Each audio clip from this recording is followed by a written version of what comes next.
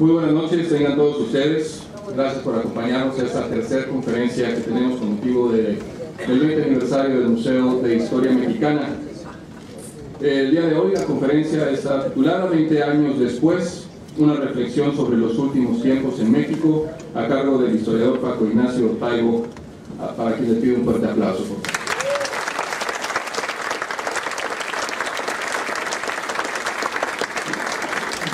Si me lo permiten, voy a leer una breve reseña de Paco Ignacio Taibo. Es escritor, periodista e intelectual, fundador de Para Leer en Libertad AC, proyecto cultural de fomento a la lectura y de divulgación de la historia de México y de la Asociación Internacional de Escritores Policíacos. Su obra literaria, distinguida con numerosos premios, no se limita al género policíaco. También ha escrito cuentos, cómics, reportajes, ensayos, crónicas y novelas históricas, entre las que destacan La huelga del verano de 1920 en Monterrey, Héroes convocados, manual para la toma del poder, Muertos incómodos, con el subcomandante Marcos, Pancho Villa, una biografía narrativa, El cura Hidalgo y sus amigos, Temporada de Sopilotes, una historia narrativa sobre la decena trágica, México negro y querido, El Álamo, una historia no apta para Hollywood, Yanquis, historia de una guerra popular y de un genocidio en México, entre muchas otras. Algunos de los reconocimientos que ha recibido son Premio Grijalvo de Novela 1982, Premio Nacional de Historia INA en 1986, Premio Francisco Javier Clavijero en 1987, Premio Internacional de Novela Planeta Joaquín Mortis en 1992, y el Premio Bancarera en 1998 y la Medalla de Acero al Mérito Histórico Capitán Alonso de León en el 2012. Les pedimos a todos los presentes apagar sus teléfonos celulares, por favor, o ponerlos en modo silencioso de ser posible. Los dejamos con Paco Ignacio Taibo II.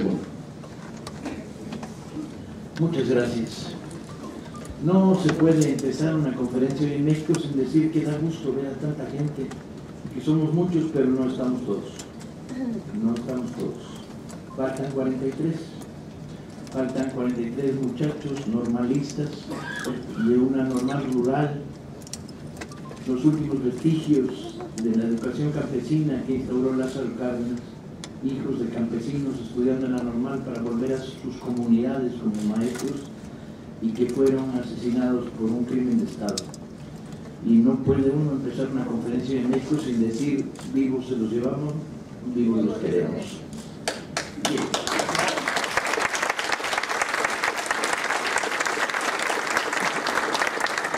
Cuando se programó esta conferencia, que la vida es muy rara, me dijeron, son 20 años del museo, ¿cómo quieres titular tu conferencia?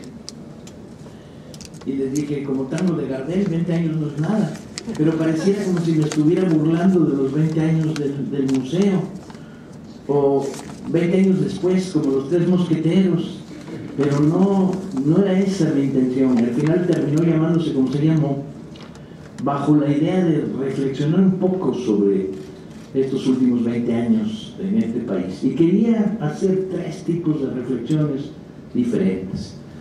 Primero quería hacer una reflexión personal, qué he hecho con mi vida durante estos últimos 20 años. Y como no pago psiquiatra, pues tengo lectores. Entonces, los lectores dicen, oye, hermano, fíjate que... y sale más barato. E incluso los lectores compran libros, o sea que ni siquiera, ¿no? Se lo recomiendo. Lamento dejar sin chamba a los psiquiatras, pero... La otra era una reflexión sobre 20 años de lucha política hasta llegar a nuestros días. Y la tercera era una reflexión sobre un terreno en el que he estado involucrado intensamente, que es el terreno del debate de la historia. Porque estos últimos 20 años han sido escenarios de guerras cruentas en la reflexión sobre la historia de México. Y apetecía repasar, reordenar, vislumbrar cómo se presentó el panorama que ha pasado en este intensísimo debate sobre la historia de México. Voy a empezar por la última, voy a seguir sobre el tema político y ya si sobra tiempo pues hablo sobre mí mismo, que es la parte menos interesante. Pues,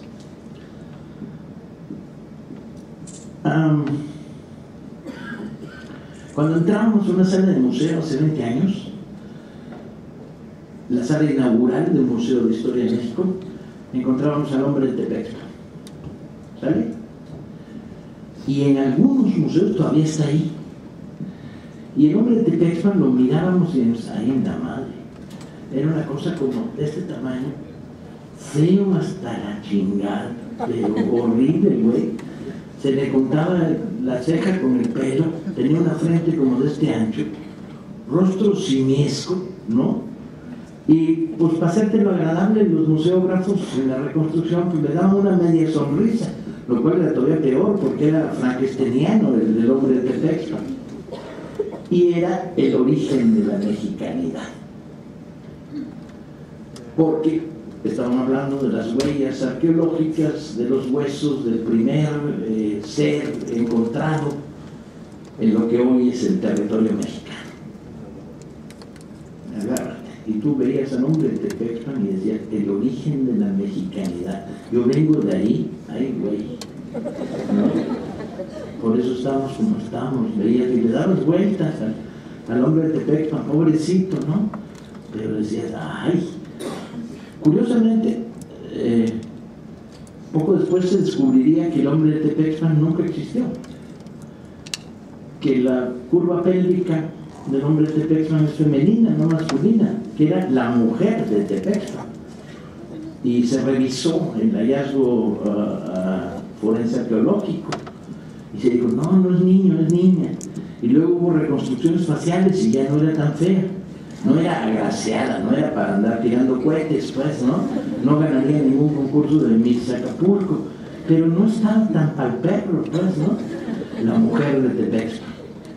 Pero la parte interesante del fenómeno es que sus huellas óseas estaban asociadas a las huellas de un mamut y había lanzas de piedra, lanzas de madera petrificadas. O sea, la mujer de Tepexpan había muerto cazando un mamut. La cosa empezaba a ponerse interesante. Entonces, bueno, el origen de la mexicanidad, una cazadora de mamuts. No había muerto yendo a lavar la ropita de su marido al río, no había muerto yendo a recoger frutitas en la esquina, no, era una cazadora de mamuts. Compañeras asistentes en esta sala y los de la sala de afuera, a los que no veo pero me ven, pónganse contentas, chinga. Cazadora de mamuts, mamilas, mamones, mandilones, por extensión, hagan extensivo el concepto, cazador de mamuts. Y de ahí venimos y todo se trastocaba. Todo se volvía de repente fascinante, ¿no? Venimos de una cazadora de mamuts. Es el mejor inicio para un cuento de Peter Pan o una novela de Dickens, ¿no? ¿Y usted quién es? Yo soy mexicano. Ah, mexicano. Sí, vengo de una cazadora de mamuts. Vámonos. Al paso de esta reivindicación la planteé rápidamente por escrito, provocando el escándalo de algunos museos que les daba mucha hueva cambiar la sala número 1, ¿no? Y de muchos machistas chafas que decían, pues era feo, pero era un hombrecito, ¿no? Hace 3 años, aquí en Monterrey, terminé cenando con el director del Instituto de Antropología e Historia Regional. Y me dijo, Paco, tengo 2 noticias. Y cada vez que alguien empieza eso, con una frase como esa, ¿no? Es como si alguien te dijera, ¿cuáles son los 3 últimos libros que has leído? ¿No? Amenaza a la Biblia, pero no toda. Y le digo, pues échalas. Y me dice, ya no es la mujer de Tepexpan. Hay algo más antiguo. Hemos datado la presencia de unas huellas óseas previas a la mujer de Tepexpa. Y me dice, era mujer. Y regiomontana, agárrense. O sea, los mexicanos venimos de una regiomontana. Las huellas se encontraron en el municipio de China, Nuevo León, y se le dio el nombre a estas huellas de la Dama de China, que es bien bonito, ¿no? O sea, ¿de dónde venimos? Bueno, de la Dama de China y de su nieta, la mujer de Tepexpa, cazadora de mamuts. No me la descompongan totalmente la reflexión. Y me dice, pero tengo otra noticia. Y le digo, ¿cuál? Y me dice, pues estamos en la excavación, una brigada de Lina, estamos haciendo la cuadrícula para ver en la misma espacio temporal qué cosas asociamos al cadáver, ¿no? A los restos, y llegan 2 camionetas con güeyes con cuernos de chivo. Se paran y dicen, somos el Instituto Nacional de Antropología e Historia, estamos haciendo una excavación fundamental para esta nación. Y las camionetas le a la chingada. Y el museo, no, somos órale, levantando. Y se suspende la excavación, los corre, de tal manera que la excavación de la Dama de China está inconclusa.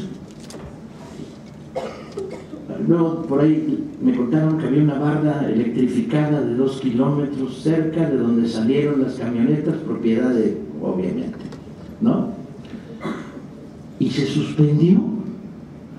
O sea, venimos de una mujer que viene antes de otra mujer, la primera cazadora de mamuts, la segunda secuestrada por el narco. La metáfora profunda es esa, ¿sí? Cuando me dicen para qué sirve la historia, yo digo, para que hoy digamos en público que venimos de la Dama de China secuestrada por el narco y de la mujer de Tepexpa, cazadora de mamuts. Como habrán visto, lo que hice ha sido bien sencillo y me tomó 5 minutos construir un elemento de identidad. Los que hoy estamos en esta sala podemos encontrar argumentos para discutir con nuestro dentista, con un taxista, con el psiquiatra o con cualquier reaccionario de los muchos que abundan en Monterrey, para construir identidad. Esta batalla por la historia ha sido particularmente excitante y novedosa y lubricante y encabronada y enfrentada en estos últimos 20 años. El proceso de manipulación y construcción de una historia oficial con 3 pilares se había desarrollado desde los años 40 con una intensidad brutal. Era la historia de consumo de los mexicanos, la formación histórica básica que debían llevarse a su casa, y tenía una lógica perversa. El Estado decía, yo soy el gobierno y yo soy el heredero del Estado priista, yo soy el heredero de la independencia, Tata Hidalgo, el cura Hidalgo, ¿no? Y soy el heredero de la Reforma, Benito Juárez, y soy el heredero de la Revolución. Y todo ese pasado se volvió un pasado sin contradicciones, sin identidad social, sin púas, sin aristas, sin debate, para consumo de superficie, y provocaba los dislates más enloquecidos que imaginarte puedas, como por ejemplo en esta lógica perversa, en una pata del Monumento a la Revolución está enterrado Carranza y en otra se supone que está enterrado Pancho Villa, juntos, y por eso hay temblores en la Ciudad de México. En una pata está Cárdenas y en la otra, a unos metros, está Plutarco Elías Calles, al que Cárdenas mandó expulsar por corrupto y marrano. Por eso los temblores son su puta madre en el pues, ¿no? En esta melcocha, esta amalgama, las patas de la mesa con la que se creaba la historia de consumo del mexicano, absolutamente fraudulenta, chafa, desprovista de contenidos, pobre, eran la educación formal superior, a través del libro de texto, mismo al que cada año le iban recortando, ¿no? Y la historia de bronce se iba volviendo de bronce cacahuate. Y ahora, chingate el pipi, la absorbe, chingate el pipi. Y oye, por ahí, ni se te ocurra hablar de esto y de lo otro. Y quitemos historia en quinto grado. Y ahora rebuscamos el estudio de la historia de México, loca, ¿no? Masacrando. Una historia de una gran pobreza. La otra pata de la mesa era más terrible por sus efectos. Era la ceremonia cívica. Todos los que están aquí la han sufrido.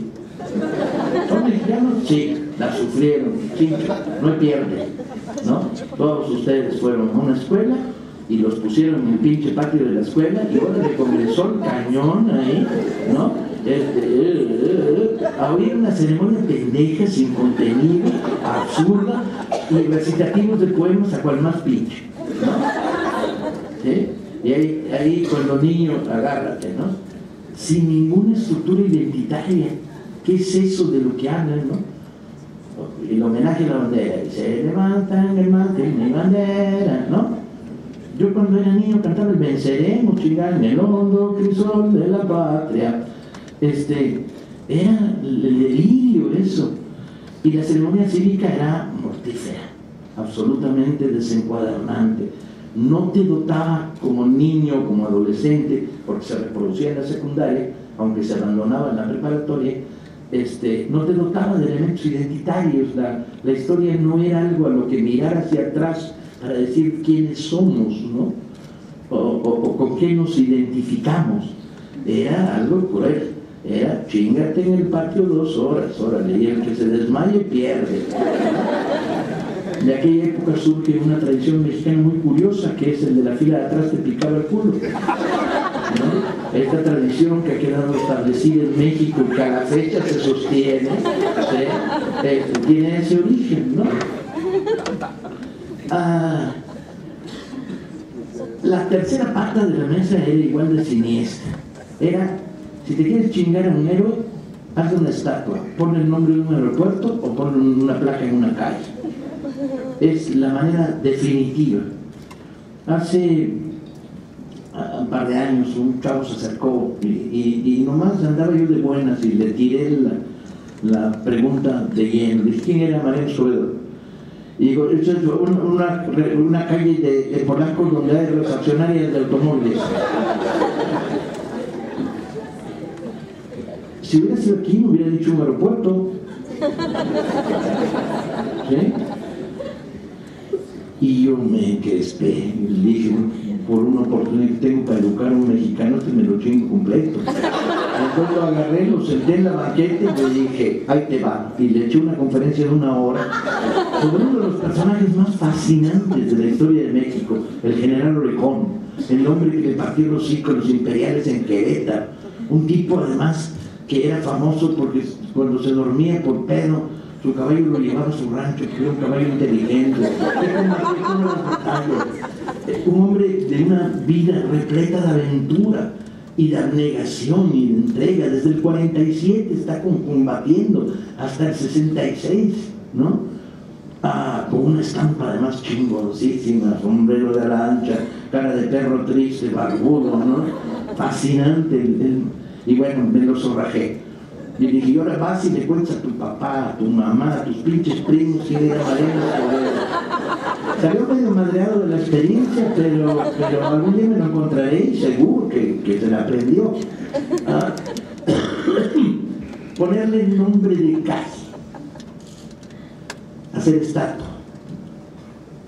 Estoy organizando un movimiento nacional para que cuando tengamos un rato después de las manifestaciones que cada vez hacemos y vamos a hacer más, porque esto sigue, ¿sí? En los ratos libres hagamos movilizaciones para que le pongan pistola y darle en todas las estatuas. Nos lo despistolizaron, lo volvieron un cura vestido con un extraño uniforme que se inventaron que parece como de las fiestas que iba mi mamá cuando estaba en las fiestas de disfraces de los años 60, ¿no? Con un cordón de cortina amarrado acá de cortinero, ¿no? Y le quitaron la pistola y le quitaron el caballo. Yo sé que las estatuas de caballo cuestan más, pero ya no la chinga. Gran jinete, hidalgo, ¿no? Y era de pistolón y de sable. Este descafeinamiento del personaje en términos de imagen formaba parte de toda una retórica. No es que le dijeran, a ver, hazme una estatua pinche de oscuridad, no, es que todas las estatuas eran pinches, pues una más, ¿no? No hay, el estatuista estaba desprovisto de contenido. Las historias que han pasado en torno a esto, algunas son explícitas. La batalla contra la estatua de Pancho Villa de Asunción en Chihuahua. Le encarga el gobierno una estatua de Pancho Villa y 24 horas antes de ponerla, ¿sí? Estamos hablando de los años 50, le dice, no, pues no puede ser Pancho Villa, que sea el combatiente de la División del Norte, dale 2 o 3 martillazos en la jeta para que no parezca más Pancho Villa. Y Asunción, lo que para aquella época estaba viejo y está hasta la madre de pelearse con los pinches priistas, pues le dio 2 o 3 martillazos y la puso. Y llegó doña Lucita, una de las 32 viudas de Pancho Villa, que por cierto es la más persistente, porque Villa sabrán que se casó con ella 2 veces, porque se le olvidó que ya se había casado. Y entonces Lucita la vio y dijo, pues digan lo que digan los culeros, ese es Villa. Y los periodistas se remolinaron en torno a la viejita, que era dura.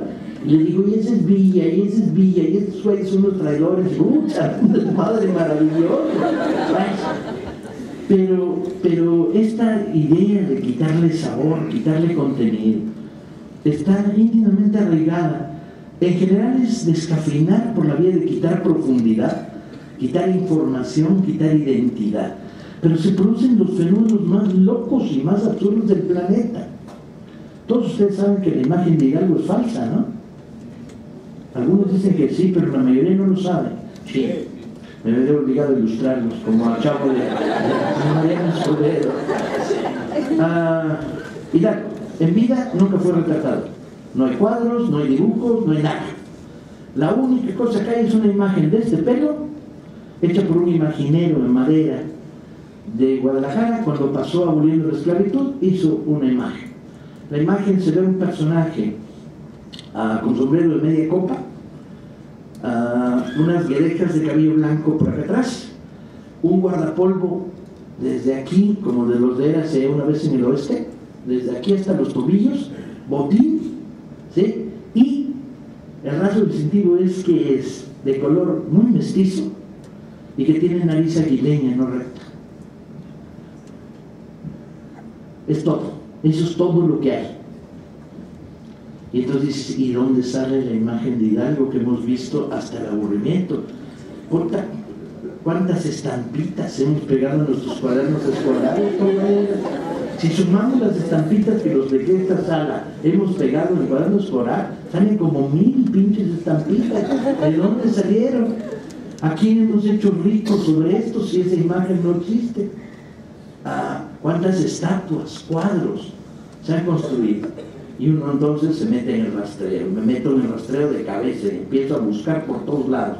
Y me paso 6 meses con la obsesión de dónde sacaron la imagen, y descubro que la imagen surge de Ramírez, el pintor de la corte de Maximiliano, porque el buen Max, en un alarde de liberalismo tardío, ¿no?, dice, oye Ramírez, píntame un Hidalgo. No, Juárez no, tanto no se atrevía. La memoria que Freud te ataca, para ponerlo a espaldas de mi mesa en el castillo de Chapultepec, porque yo, emperador de los mexicanos, soy el heredero de la independencia. Como verán, Maximiliano tiene un comportamiento típicamente priista, ¿no? En eso, en otras cosas más panistas, pinche Max. Y entonces, pues ahí va el pinche Ramírez. Ramírez era un pintor pinche, era un pintor de querubines y gorditas rubencianas y escenas bíblicas en los techos. Y me lo mandan a pintar a Hidalgo. De nuevo el inconsciente. Que tengo que contarles los cuadros de Juárez, pero eso viene después. Y entonces, pues entonces, se va a Guanajuato. Y no encuentra un solo testigo. Pues ¿cómo lo va a encontrar? Pasaron 50 años de la muerte de Hidalgo. Los chavitos que lo vieron, pues no lo recuerdan.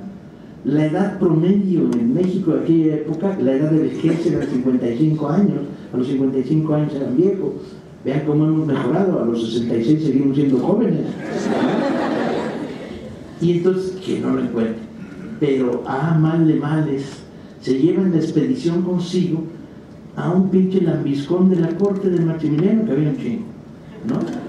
De Luxemburgo, nativo de Luxemburgo, que era botánico, y se lo lleva. Y cuando regresa con el cuadro, pues es igualito el pinche botánico de Luxemburgo.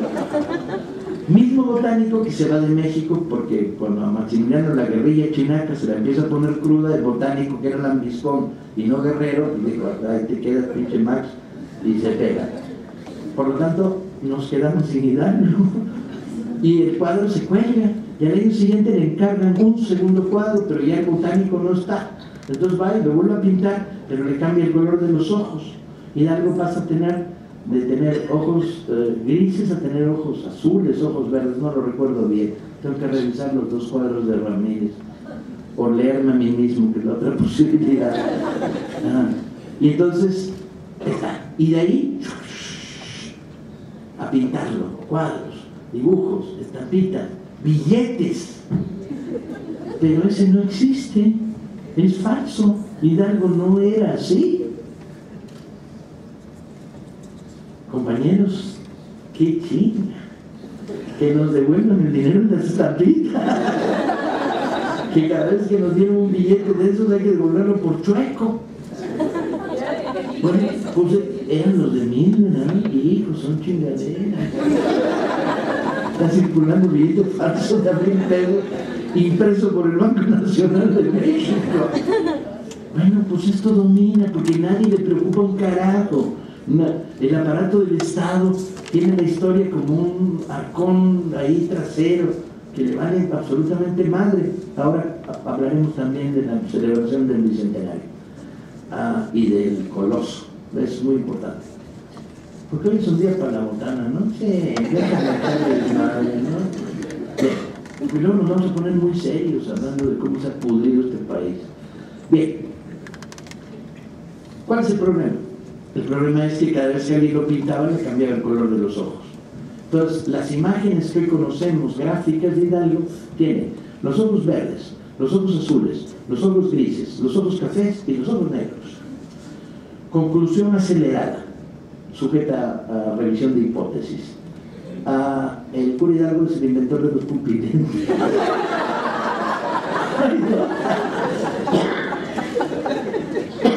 Es delirante, compañero, es delirante. Durante mucho tiempo, el PRI, en la lógica institucional de yo soy el heredero de todo, decidió que la figura a exaltar en el despacho del funcionario nivel 4 para arriba era Juárez, ¿no? No era Hidalgo, no era Carranza, era Juárez. ¿Quién sabe por qué esta decisión?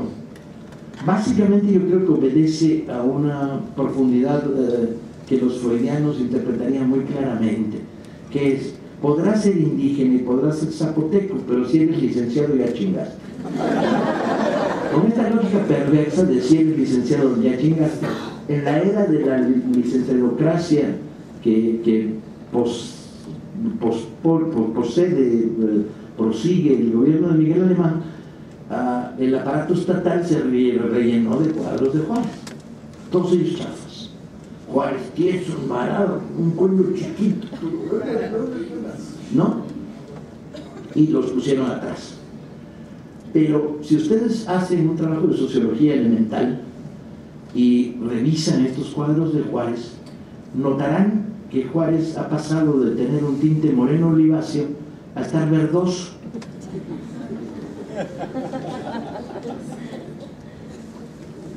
Levemente verdoso.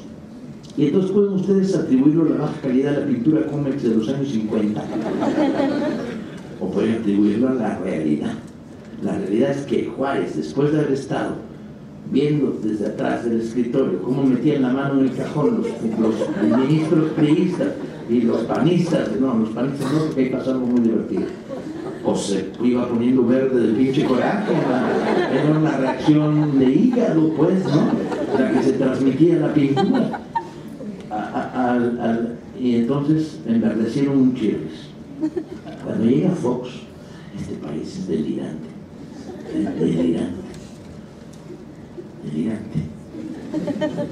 Les voy a contar la historia del ministro de Educación de hace 2 sexenios.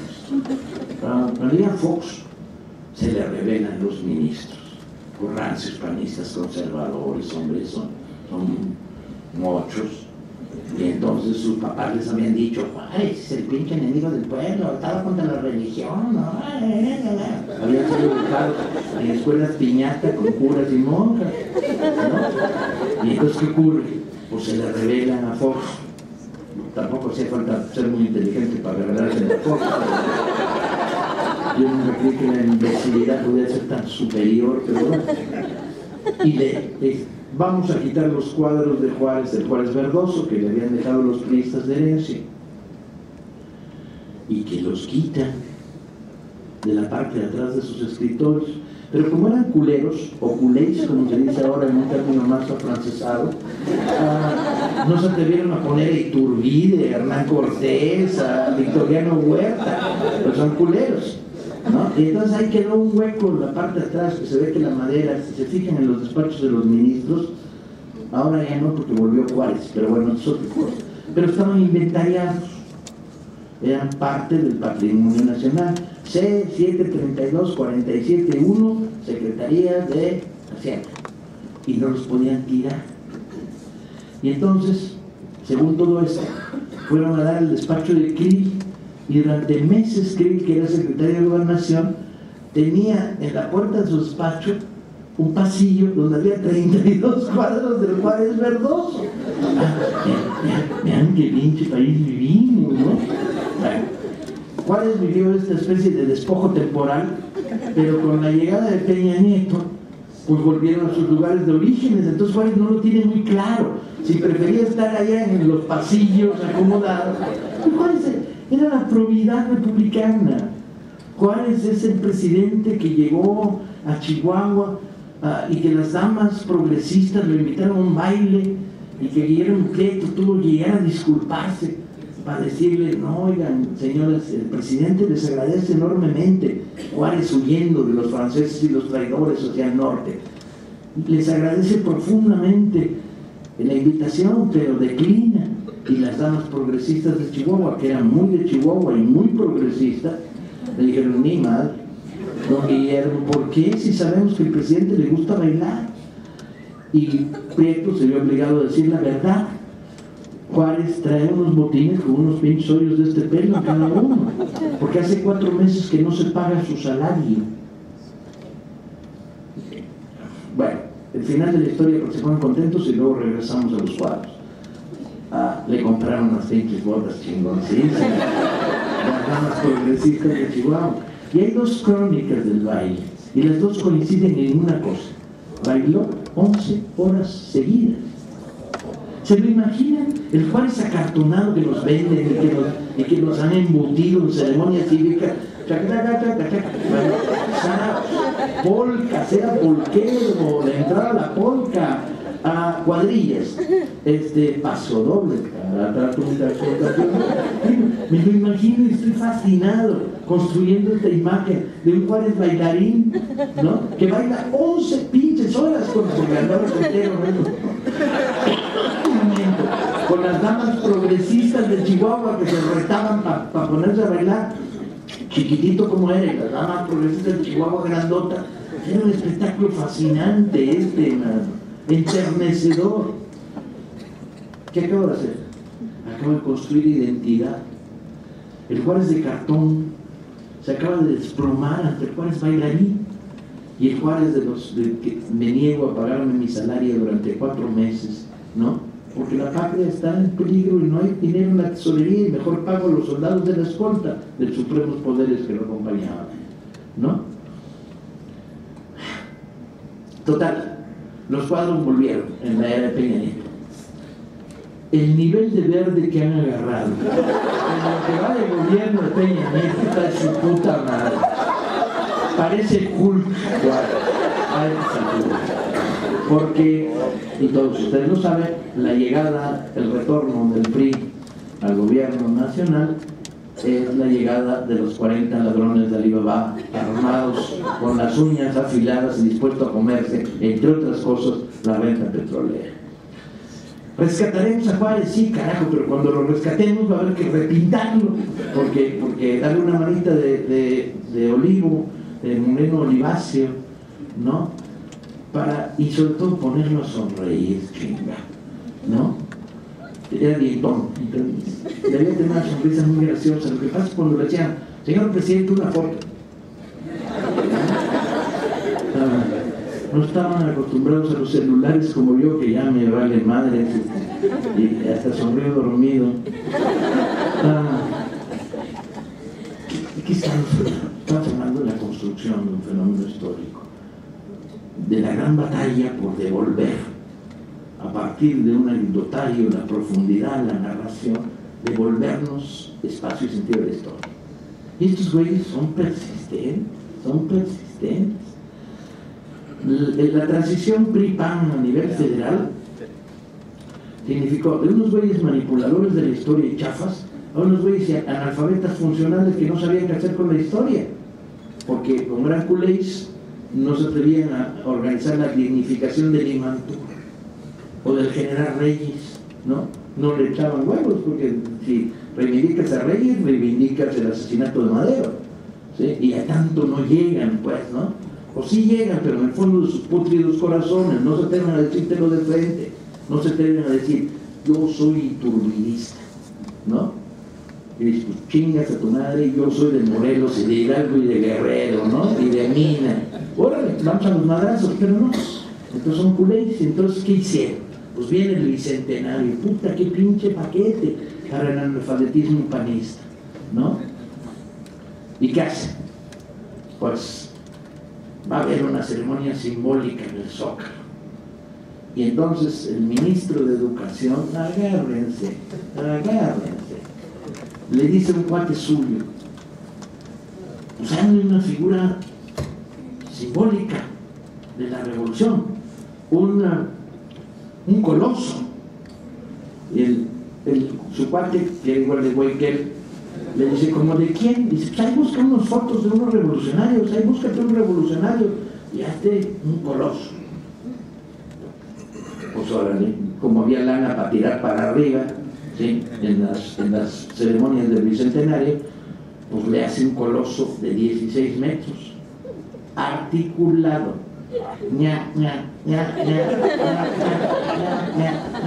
movía las manitas y las patitas, y tiene el IGI.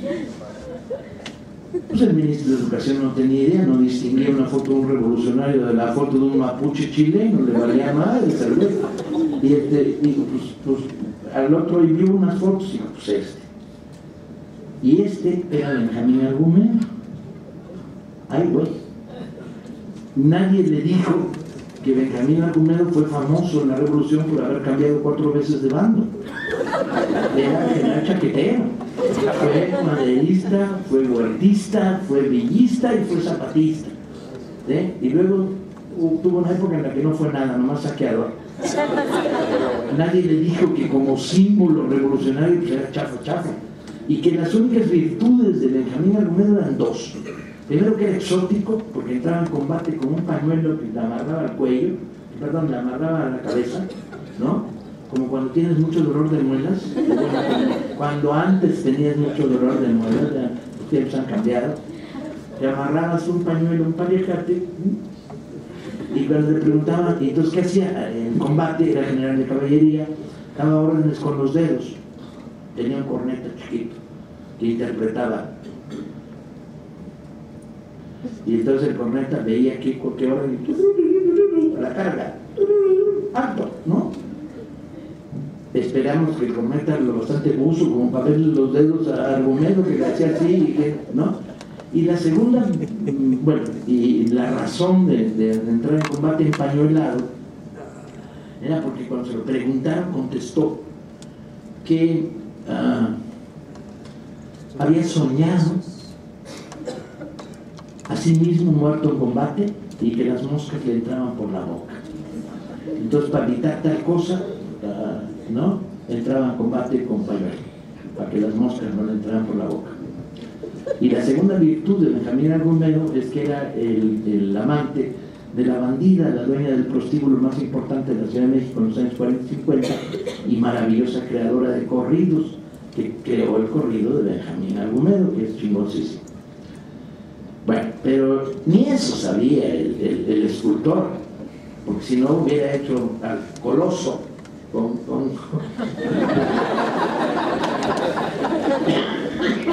Bien, y hace el coloso. Y el coloso se coloca en el centro del Zócalo el día de la conmemoración del centenario. Agarra. Y la plebe, que es chingona, pues entró al Zócalo. Anda, güey, ¿quién es ese? Entonces el otro le dijo, pues es el coloso. Y entonces el primero dijo que Colosio, pues no parece Colosio. De tal manera que se generó un equívoco. Si hay algo más chismoso que 11,000 mexicanos semipedos en el Zócalo, no me lo puedo imaginar. Será 11,000 bantúes en Johannesburgo pedos también, ¿no? Pero entonces, que Colosio, que no es Colosio, ni desaparece, sí. El Colosio, que no sé qué, que el Coloso no, güey, el Coloso. ¿Y el Coloso qué? Pero ¿y Colosio por qué está ahí si no fue revolucionario? Se lo mataron en Lomas Taurinas, ¿no? No, pero lo mataron por güey, pero además no era total, que se llama un pinche debate popular y racional profundo, mientras el Colosio articulado entonces el Colosio, que no era el Colosio, que no era Coloso, con el Coloso sí era 16 metros la categoría de Coloso, pero Colosio no era, a pesar de las voluntades del creador de la estatua, que le hubiera encantado la idea que eran vistas Colosio para agarrarnos. Total, que en mitad de la ceremonia llueve, claro, lo que es de izquierda y está con nosotros. Y socorrón tremendo, chaparrón, y el Colosio que se dejó en las articulaciones y se va de lado, se queda ladeadito y luego se caen, y al día siguiente lo taparon con una mantota al Colosio. Entonces a mí me entró la curiosidad de decir, ¿qué van a hacer con él? Y hice averiguaciones. Y el ministro de Educación, no sabiendo dónde meterse el Colosio, aunque todos sabíamos dónde se debería haber metido por pendejo, ¿no?, se le ofrece a varios gobernadores de varios estados.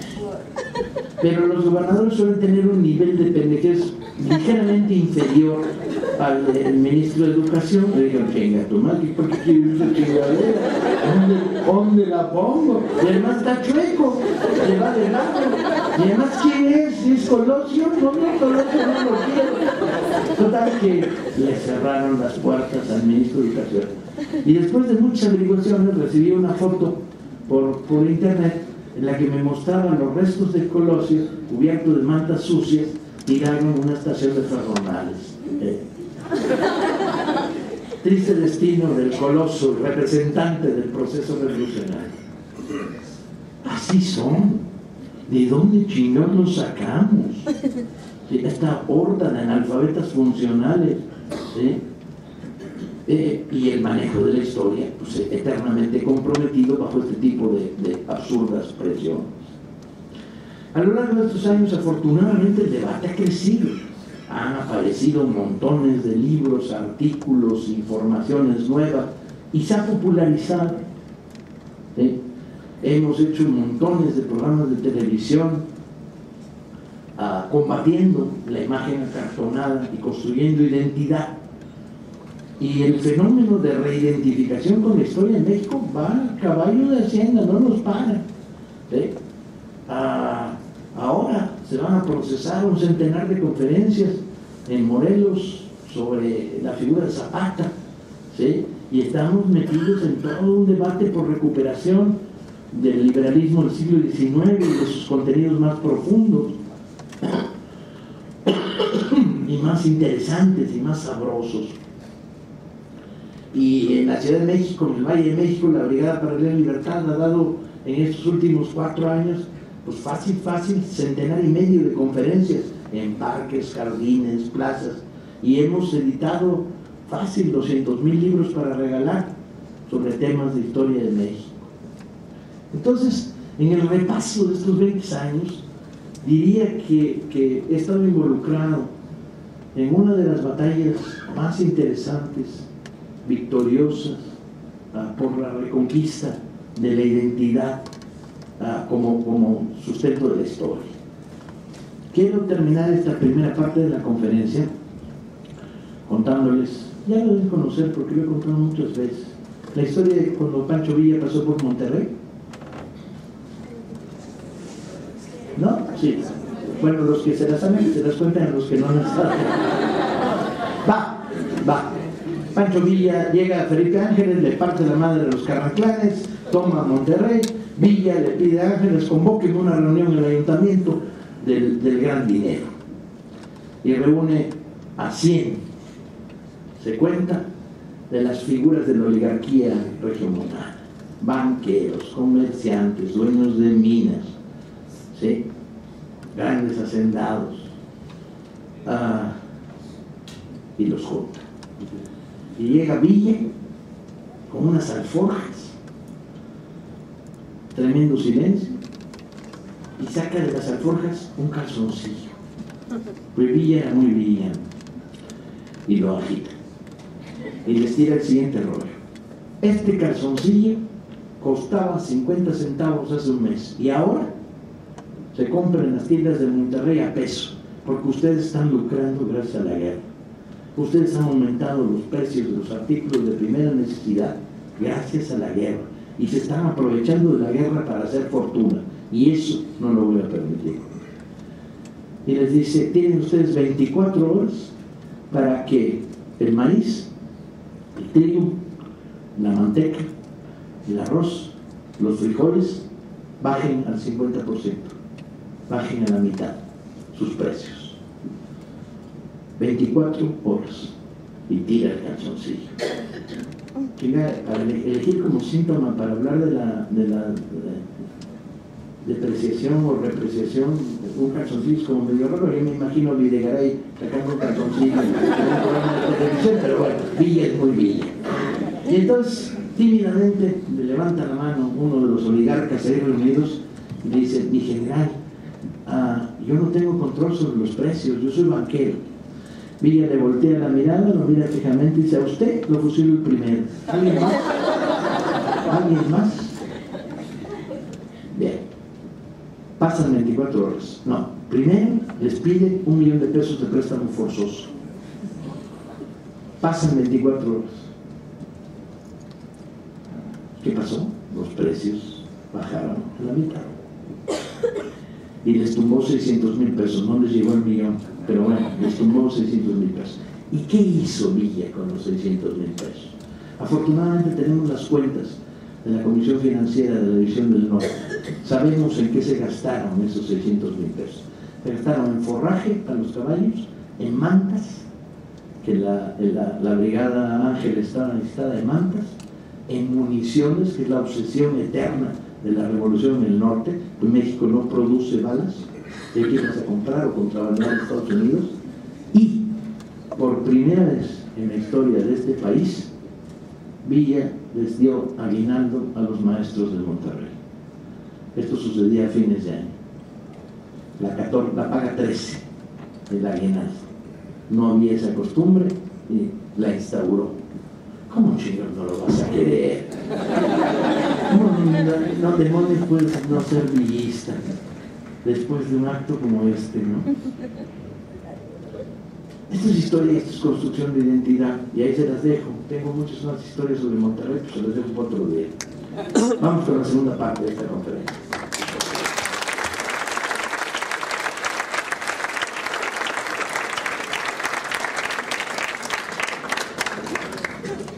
En los últimos, y voy a tener que reducir 20 años. 20 años están marcados básicamente por los fraudes electorales.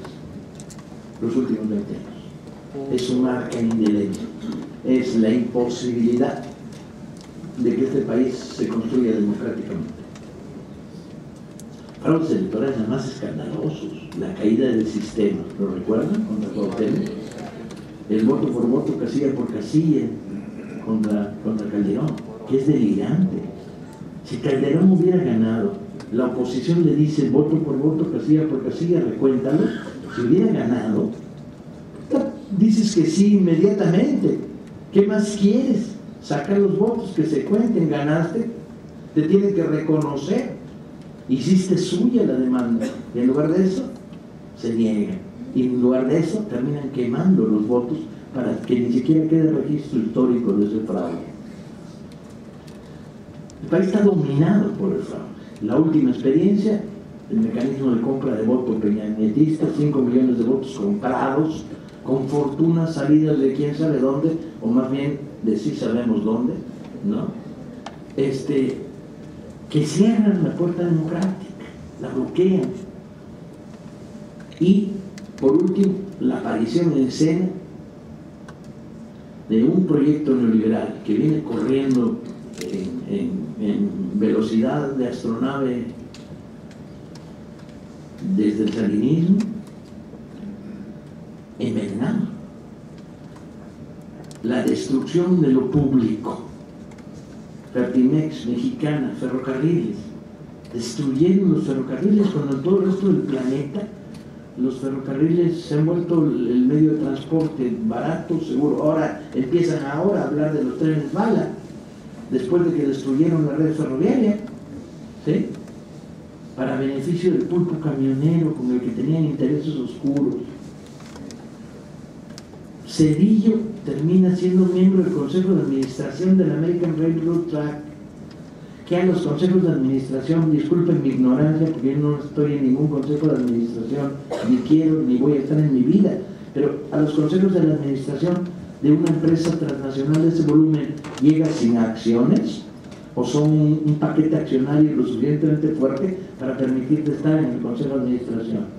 Como un presidente mexicano, y no es el único, está en el de la Procter & Gamble, y qué casualidad, después de los beneficios que le da la planta de Querétaro de la Procter & Gamble, entre otros, librarles del pago de agua durante 10 años.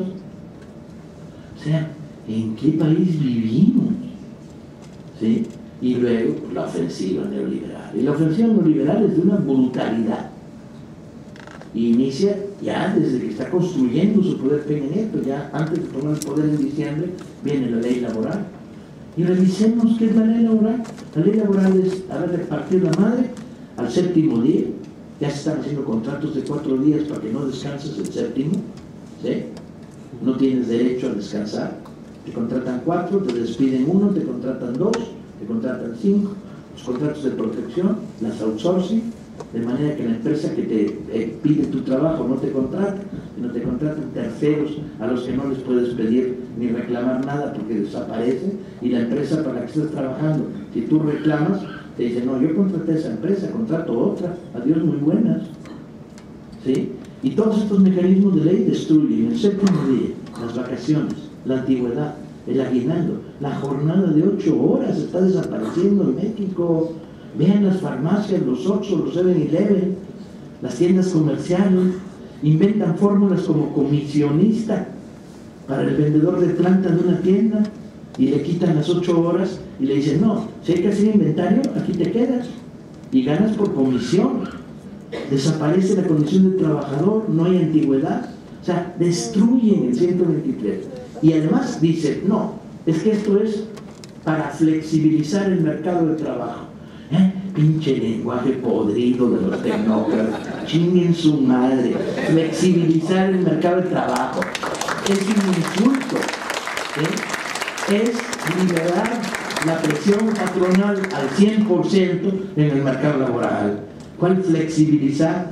Y para eso va a tener un efecto positivo, y vamos a crear 1 millón de empleos. ¿Qué medio? ¿Y qué tipo de empleos? Puros pinches empleos chatarra, ¿sí? Esa es la gran ley laboral que construye, que está generalizando una situación verdaderamente terrible de pérdida de la constitucionalidad en materia laboral. Toda la gran guerra por el 123 la desmorona. La ley energética, ya ni hablemos de esto, es la locura, ¿sí? Es privatizar el sector más rentable de la economía nacional para que las ganancias se las lleven otro.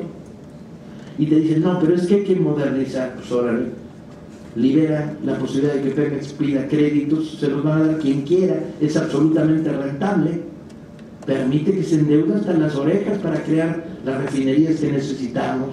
Y crear 3 refinerías significa dejar de mandar crudo a Houston y refinarlo en México.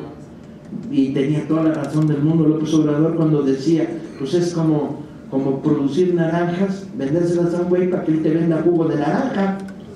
Esa es la lógica. Produces crudo, mandas a refinar, te lo devuelven como gasolina. Pues refina aquí. Ah, no, la construcción de la refinería en Tula. Estuve en Tula, los compañeros me llevaron, me dijeron, súbete a la barda, Paco. Y dije, ni más de luego quién me baja. Pero ahí insistieron tanto que me subí a la pinche barda. Me dicen, ahí está la refinería. Y le digo, ¿cuál? Un pinche, detrás de la barda, lo único que hicieron fue una barda. Hay un pinche llano, pelón, enorme. Y yo miraba y decía, puta madre, ¿dónde está la refinería? Estoy viendo para el lado equivocado. No, Paco, esa es la refinería de Tula, de Calderón. El cinismo, la desvergüenza con la que están operando, y un proyecto neoliberal que es verdaderamente infame. Ley de playas, ¿cuál es su función? Darle a los hoteles de los gachupines el derecho de las playas. Hasta ahora las playas eran federales, tú y yo podemos pasear por la playa, nadie nos podía decir que no. Ah, no, ahora se privatizaron y la compra de terrenos se extiende hasta la línea de mar, y hay comunidades en Colima que no pueden salir a pescar, que les chingaron su playa, los hoteles. Bueno, qué desvergüenza, hombre, robarnos las playas a los mexicanos, privatizarla, ¿sí? Y todo así. La ley de educación, 3/4 de lo mismo, la destrucción del Sindicato Mexicano de Electricistas y el proyecto neoliberal desatado, y el gran botín construyéndose ahí, los negocios petroleros, la entrada de las transnacionales. Y no duden que van a entrar asociadas, y sabemos con quién. Van a entrar asociadas con funcionarios de los gobiernos panistas y priistas. En la lista de compañías petroleras patito fantasma que se han registrado en México, el Fisgón registraba el otro día la presencia de 4 exdirectores de Pemex que han creado sus compañías. ¿Sí? La transición de lo estatal al negocio privado, el descaro, la desvergüenza, ¿no? Para construir además botines de una casa. ¿Para qué chingados quieres una casa de 7 millones de pesos, güey? ¿Sí? ¿Para qué la quieres? De dólares. ¿No? De dólares, peor todavía. ¿Para qué quieres un fraccionamiento en las afueras donde hay 8 casas, una de ellas decorada con muebles Luis XIV? Son la narcoburguesía, ¿sí? No tienen gusto, no tienen sentido común, no tienen sentido del humor, son una bola de patanes buscando el enriquecimiento ilícito, ¿sí? El negocio, la destrucción de la nación a costa de lo personal, la fortuna rascuache, ¿sí?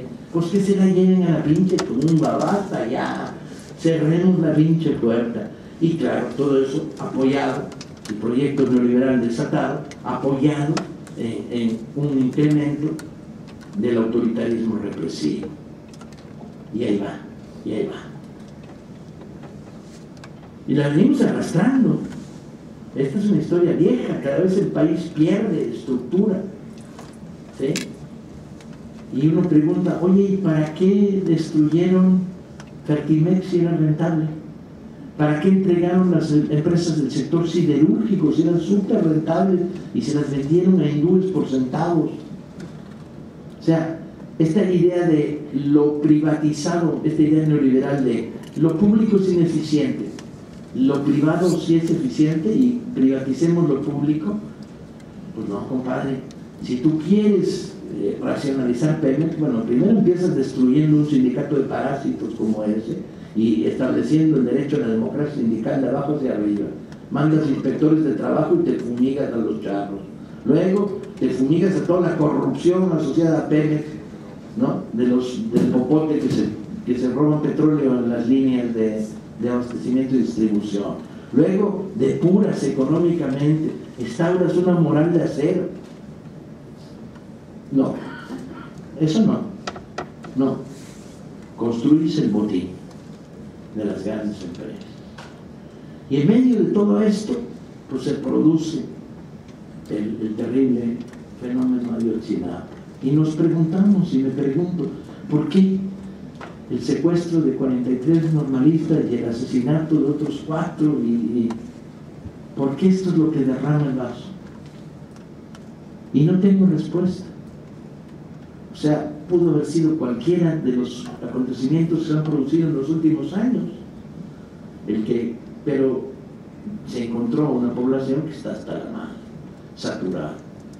Y esta idea de los secuestraron pues provocó una reacción masiva.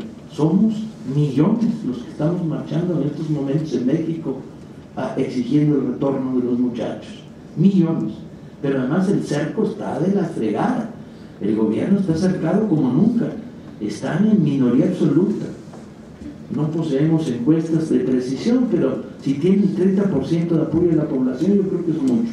Porque entre los daños que ha producido todo el proyecto neoliberal y el autoritarismo y la represión y el caso de Ayotzinapa y los conflictos en el sector magisterial y en el sector campesino, están cercados, ¿sí?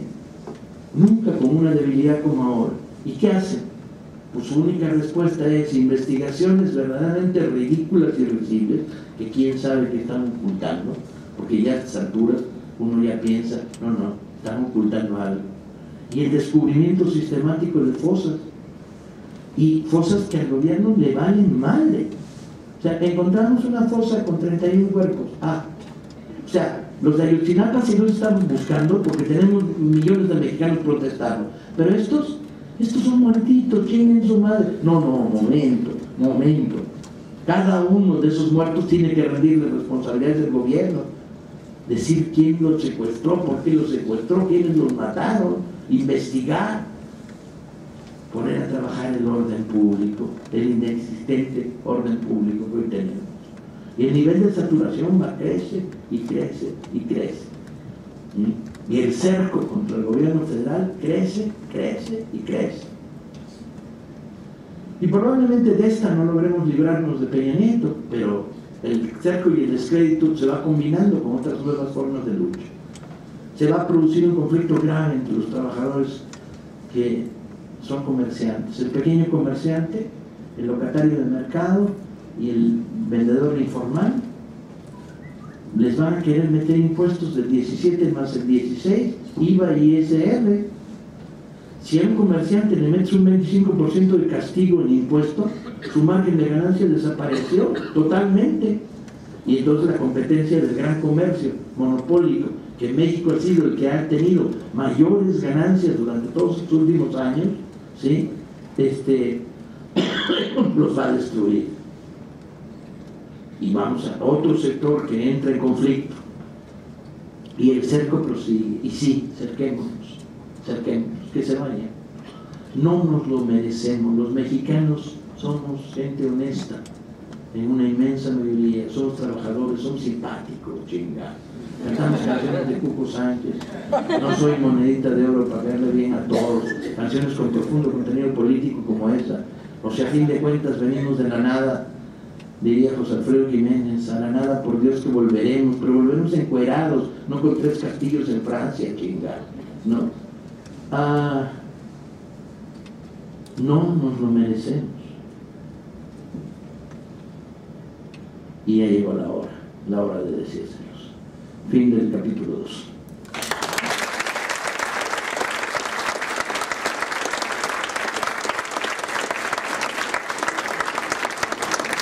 ¿Qué hora es? ¿Y media? ¿8:30? 8:30. Bueno, voy a hacer el capítulo 2 muy breve.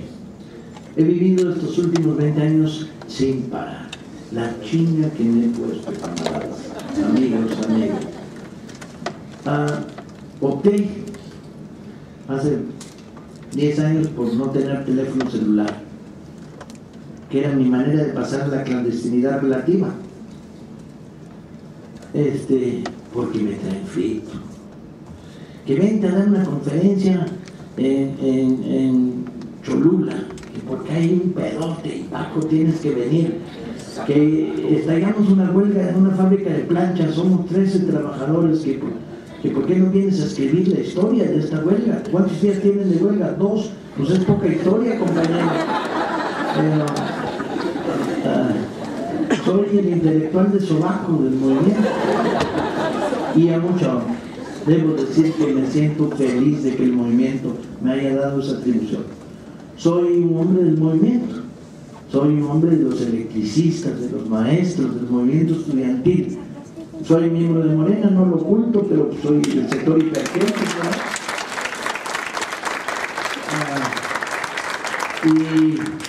pero primero soy un hombre del movimiento. Y escribo, a veces de una manera muy extraña, ¿no? Escribo un libro sobre los anarquistas en España en 1917, que es lo último que he escrito. Me dice, ¿qué chingados tiene que ver con la crisis mexicana? Que nada, pero era para ver si educo a unos cuantos anarquistas que están deseducados, son muy güeyes, ¿no?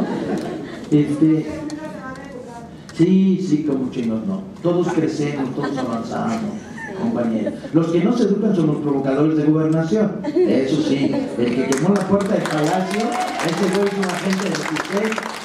Y el que estaba hablando en las fotos es un policía federal. Por cierto, los policías federales que asisten a esta reunión, que les paguen doble por oír sus pinches rollos, ¿no?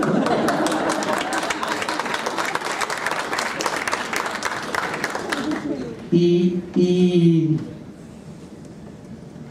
he vivido a plenitud, mantenido con la pinche adrenalina que me dan todos ustedes y mantenido económicamente por mis lectores. Como ustedes saben, el Comité Ejecutivo Nacional de Morena decidió desde el primer día de su vida que no íbamos a cobrar salario. Y durante 2 años no cobramos salario, pero la semana pasada llegaron los fondos del INE. Nos volvimos a reunir y dijimos no vamos a cobrar salario, porque el dinero envilece a los partidos políticos y la historia del PRD es la triste historia de un montón de asalariados bizneros y no militantes de la izquierda. Y entonces, bueno, pues afortunadamente yo soy el privilegiado que vive gracias a mis derechos de autor. O sea, que compren un chingo de libros, porque, ¿no? Y metido en esta dinámica tan sabrosa de escribir, que te lean, ¿no? De lo más estimulante, de lo más sano. Cuando sea grande, quiero ser como Paco Ignacio Taibo II. Hasta ahí, muchas gracias.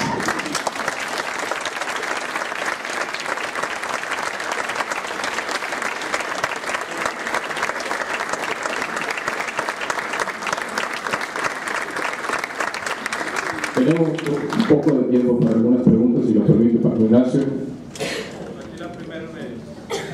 Breves no, porque quiero irme a fumar.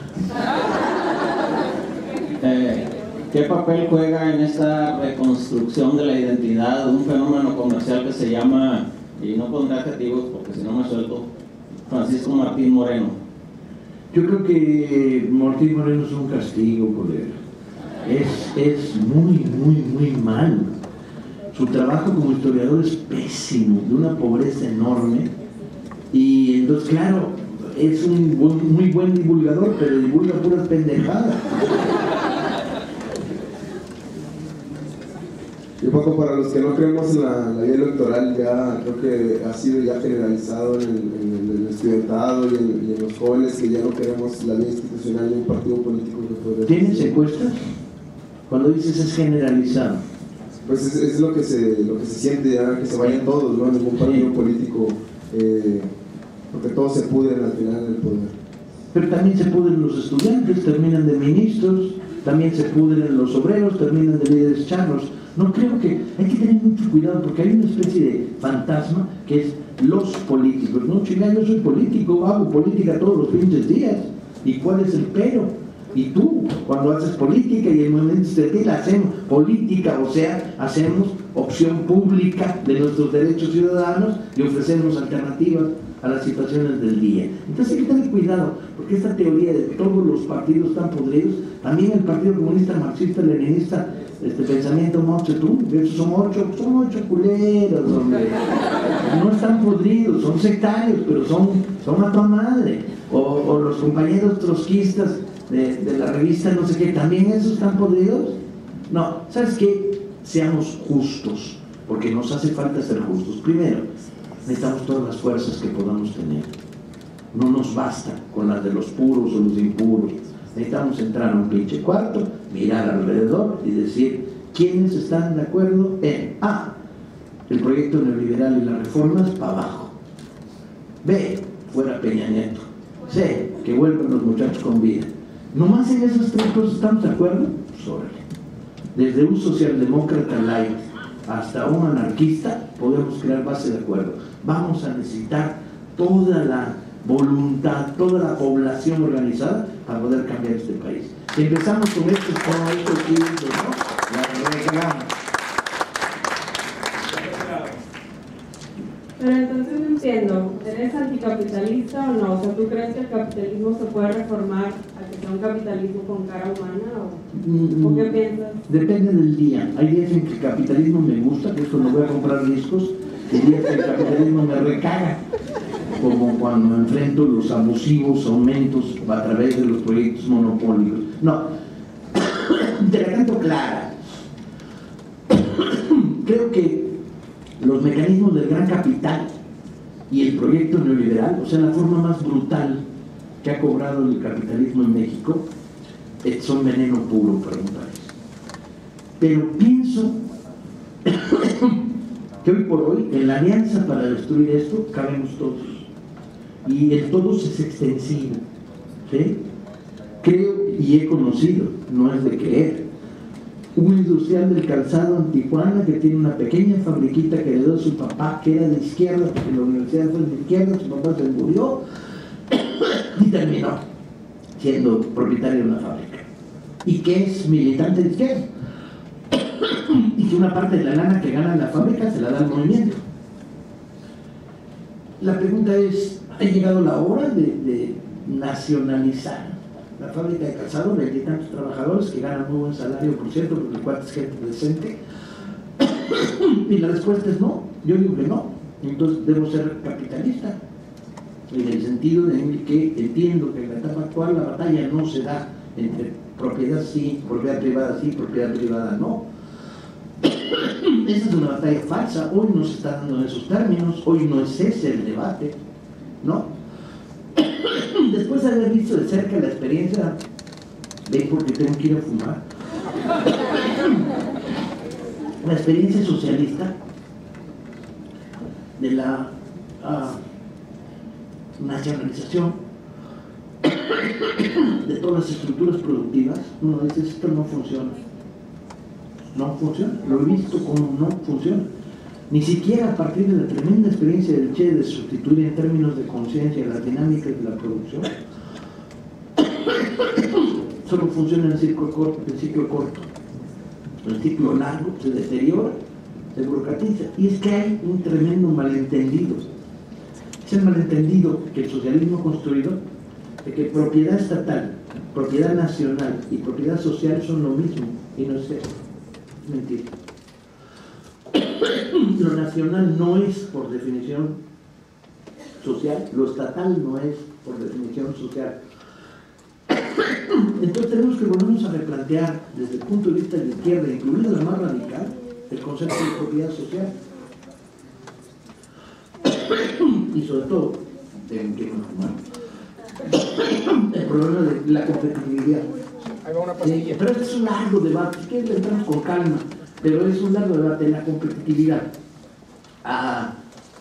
y la democracia.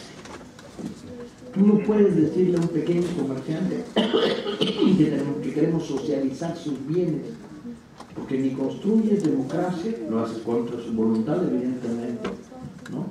Ni construyes eficacia. De tal manera que tenemos que buscar modelos de convivencia.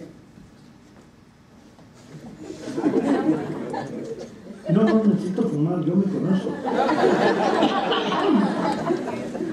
Para hacerte la respuesta sencilla, ¿eres anticapitalista? Hoy no soy antineoliberal. Hoy. Al paso del tiempo no sé qué seré, pero hoy soy antineoliberal.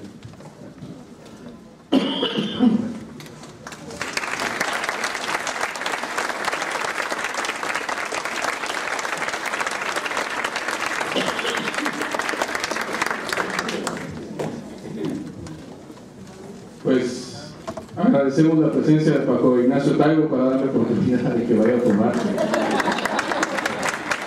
Todavía igual, la gente quisiera convivir con él, pues vamos a estar allá afuera del museo. No sin antes quisiera pedirle nada más un segundo, que le permitan salir a él primero, estamos de acuerdo, nomás para que esté allá, porque si no, no nos van a dejar salir, lo van a estar deteniendo. Y mientras yo les platico aquí un poquito, que vamos a seguir teniendo eventos durante los siguientes días de la semana. El día de mañana tenemos un documental que se llama La Sangre Bárbara, que es una película documental de Jesús Manuel Lozano, y que es la historia de las luchas, las aspiraciones y los sueños de una comunidad náhuatl situada en las montañas del norte de Puebla. Es una coproducción en la que participó también 3 museos y que esperamos nos puedan acompañar. El viernes vamos a tener un concierto con el grupo Inspector, para aquellos que gusten de esta música. Los esperamos por aquí a partir de las 7 de la tarde a que vengan a disfrutar de este concierto. El sábado también tendremos otro concierto, pero con la Orquesta Sinfónica de la Universidad Autónoma de Nuevo León. Y el domingo vamos a tener, perdón, a las 7 también, para que estén por aquí temprano. Vamos a tener lugar para las primeras 2. Faltan 43 muchachos normalistas de una normal rural, los últimos vestigios de la educación campesina que instauró Lázaro Cárdenas, hijos de campesinos estudiando en la normal para volver a sus comunidades como maestros y que fueron asesinados por un crimen de Estado. Y no puede uno empezar una conferencia en México sin decir vivos se los llevamos, vivos los queremos. Bien.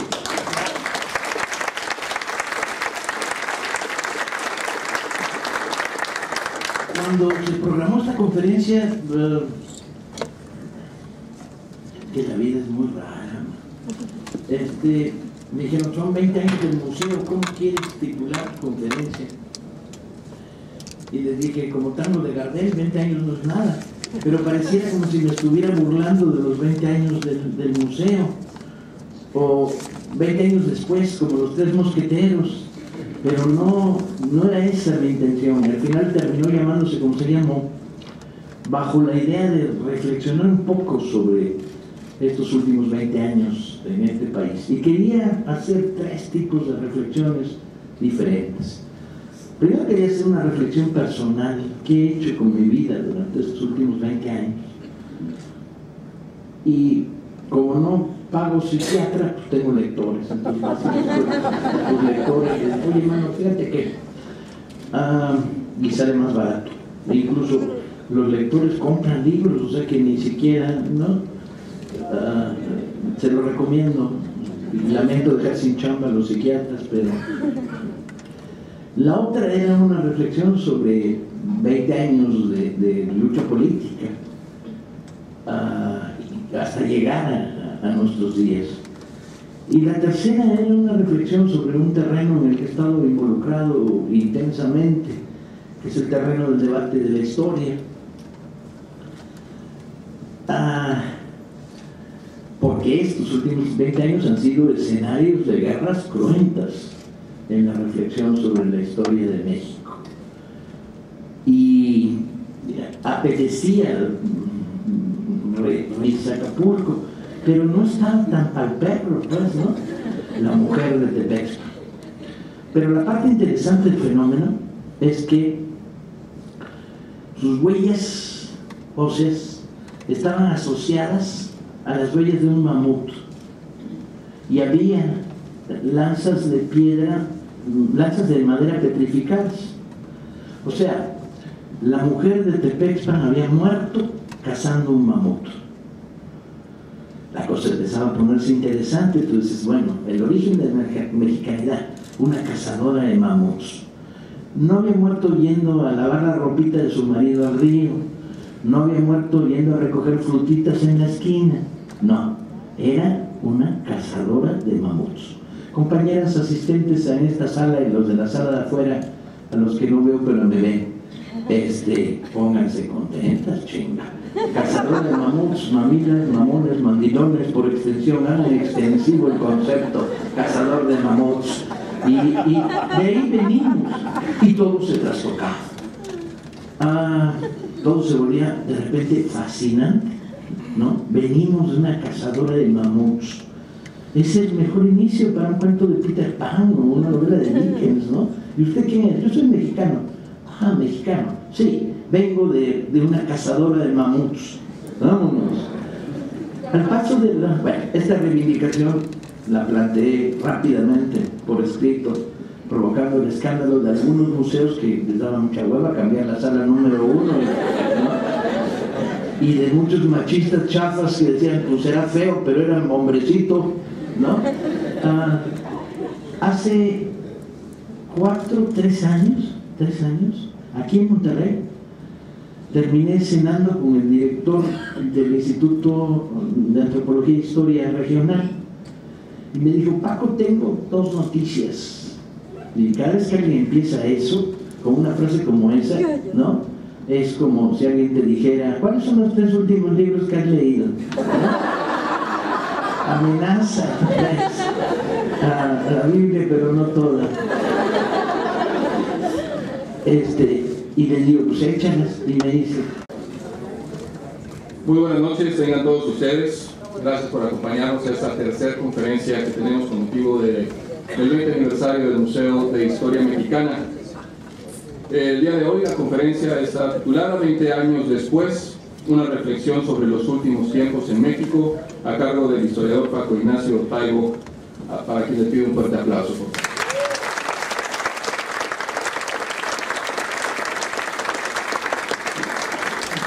Si me lo permiten, voy a leer una breve reseña de Paco Ignacio Taibo. Es escritor, periodista e intelectual, fundador de Para Leer en Libertad AC, proyecto cultural de fomento a la lectura y de divulgación de la historia de México y de la Asociación Internacional de Escritores Policíacos. Su obra literaria, distinguida con numerosos premios, no se limita al género policíaco.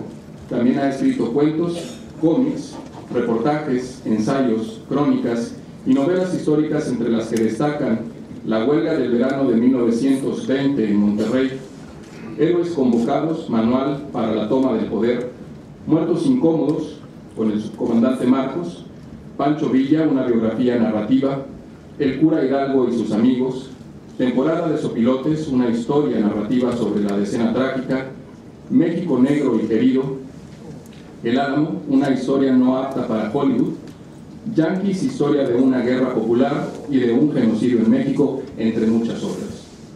Algunos de los reconocimientos que ha recibido son Premio Grijalvo de Novela 1982, Premio Nacional de Historia INA en 1986, Premio Francisco Javier Clavijero en 1987, Premio Internacional de Novela Planeta Joaquín Mortis en 1992, y el Premio Bancarera en 1998 y la Medalla de Acero al Mérito Histórico Capitán Alonso de León en el 2012.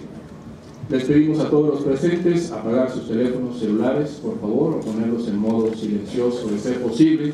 Los dejamos con Paco Ignacio Taibo II. Muchas gracias.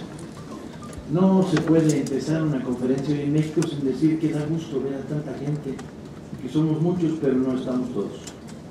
No estamos todos. Repasar, reordenar, vislumbrar cómo se presentó el panorama, qué ha pasado en este intensísimo debate sobre la historia en México. Voy a empezar por la última, voy a seguir sobre el tema político y ya si sobra tiempo pues hablo sobre mí mismo, que es la parte menos interesante. Pues,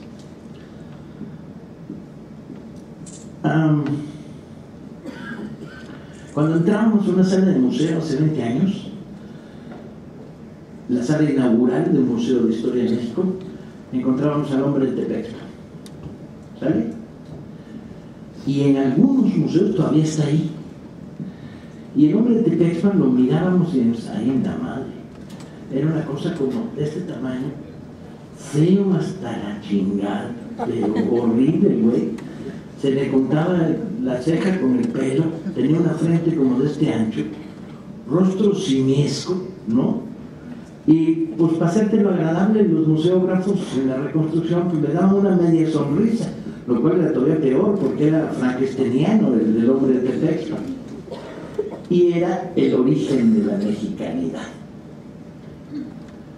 porque estaban hablando de las huellas arqueológicas, de los huesos del primer ser encontrado en lo que hoy es el territorio mexicano. Agárrate. Y tú veías al hombre de Tepexpan y decías, el origen de la mexicanidad. Yo vengo de ahí, güey. ¿No? Por eso estamos como estamos. Veías y le dabas vueltas al hombre de Tepexpan, pobrecito, ¿no? Pero decías, ay. Curiosamente, poco después se descubriría que el hombre de Tepexpan nunca existió. Que la curva pélvica del hombre de Tepexpan es femenina, no masculina, que era la mujer de Tepexpan. Y se revisó el hallazgo forense arqueológico y se dijo, no, no es niño, es niña. Y luego hubo reconstrucciones faciales y ya no era tan fea, no era agraciada, no era para andar tirando cohetes, pues, ¿no? No ganaría ningún concurso de... Ya no es la mujer de Tepexpan. Hay algo más antiguo. Hemos datado la presencia de unas huellas óseas previas a la mujer de Tepexpan. Y me dice, era mujer. Y regiomontana, agárrense. O sea, los mexicanos venimos de una regiomontana. Las huellas se encontraron en el municipio de China, Nuevo León, y se le dio el nombre a estas huellas de la Dama de China, que es bien bonito, ¿no? ¿De dónde venimos? Bueno, de la Dama de China y de su nieta, la mujer de Tepexpan, cazadora, la mujer de... No me la descompongan totalmente la reflexión. Y me dice, pero tengo otra noticia. Y le digo, ¿cuál? Y me dice, pues estamos en la excavación, una brigada de Lina, estamos haciendo la cuadrícula para ver en la misma espacio temporal qué cosas asociamos al cadáver, ¿no? A los restos, y llegan 2 camionetas con güeyes con cuernos de chivo. Se paran y dicen, somos el Instituto Nacional de Antropología e Historia, estamos haciendo una excavación fundamental para esta nación, y las camionetas de a la chingada. Y el museo, no, somos órale, levantando, y se suspende la excavación, los corre, de tal manera que la excavación de la Dama de China está inconclusa. Luego por ahí me contaron que había una barda electrificada de 2 kilómetros cerca de donde salieron las camionetas, propiedad de, obviamente, ¿no? Y se suspendió. O sea, venimos de una mujer que viene antes de otra mujer, la primera cazadora de mamuts, la segunda secuestrada por el narco. La metáfora profunda es esa. ¿Sí? Cuando me dicen para qué sirve la historia, yo digo, para que hoy digamos en público